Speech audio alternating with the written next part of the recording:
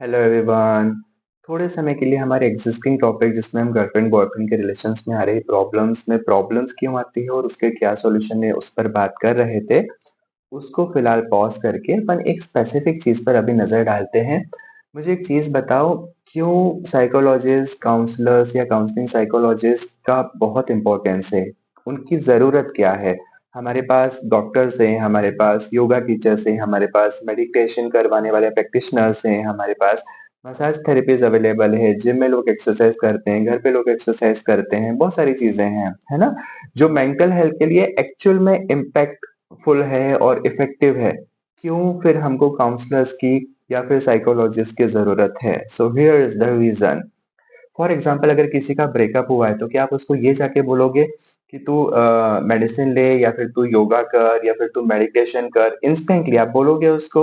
या फिर उसको बोलोगे कि तू मसाज करवा ले या तू जिम चले जा? किसी का ब्रेकअप हुआ है तो उसको ऐसा बोलोगे तू एक्सरसाइज कर? नहीं बोल सकते ना।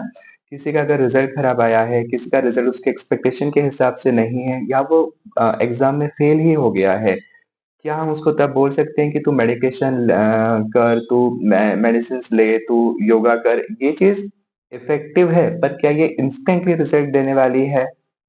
अगर किसी को रिलेशनशिप में रिजेक्शन हुआ है, किसी लड़के ने लड़की को प्रपोज किया या लड़की ने लड़के को प्रपोज किया और सामने वाले ने मना बोल दिया, अब जो डिप्रेशन है, अब जो फीलिंग है, क्या वहां पे मेडिसिन इफेक्टिव है? क्या उस जगह पे आप उसको ऐसा बोलोगे कि जिम जाके 4 घंटे एक्सरसाइज कर, पसीना बहा, या उसको ऐसा बोलोगे कि घर जाके तो योगा कर या एक्सरसाइज कर? नहीं।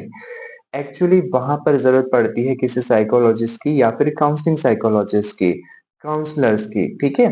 एक्चुअल में ये काउंसलर, ये गाइड करने वाला कोई भी हो सकता है। वो आपका फ्रेंड हो सकता है, आपके पेरेंट्स हो सकते हैं, आपके ग्रैंड मदर, आपके ग्रैंड फादर हो सकते हैं, आपके पास कोई फैमिली मेंबर हो सकता है, आपकी टीचर हो सकती है, वो कोई भी हो सकता है।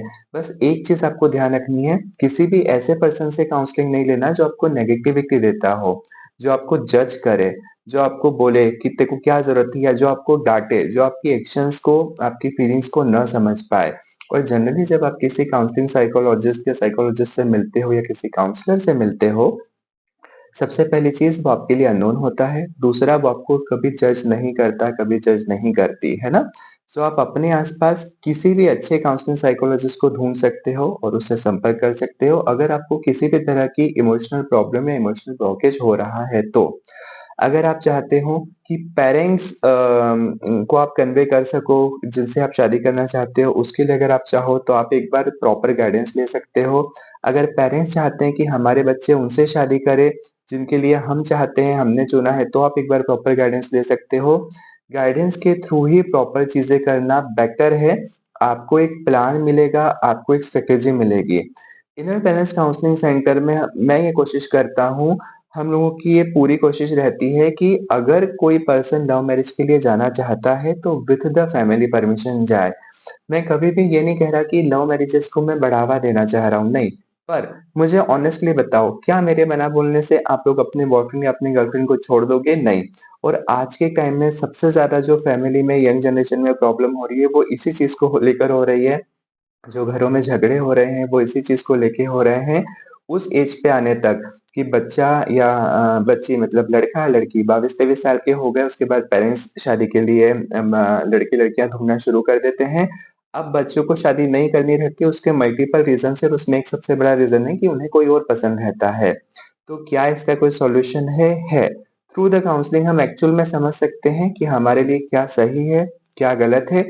ये दोनों तरफ से है, ये पेरेंट्स के लिए भी है और ये उन बच्चों के लिए भी है जो फिलहाल लव रिलेशन में है। पर एक चीज, जो भी लोग इस वीडियो को देख रहे हैं, मैं चाहता हूँ आप सभी तक ये वीडियो पहुंचाएं। एक मैसेज मैं कन्वे करना चाहूंगा, अगर आप लव मैरिज के लिए जाना चाहते हैं तो अपनी फैमिली को इन्वॉल्व जरूर करिए।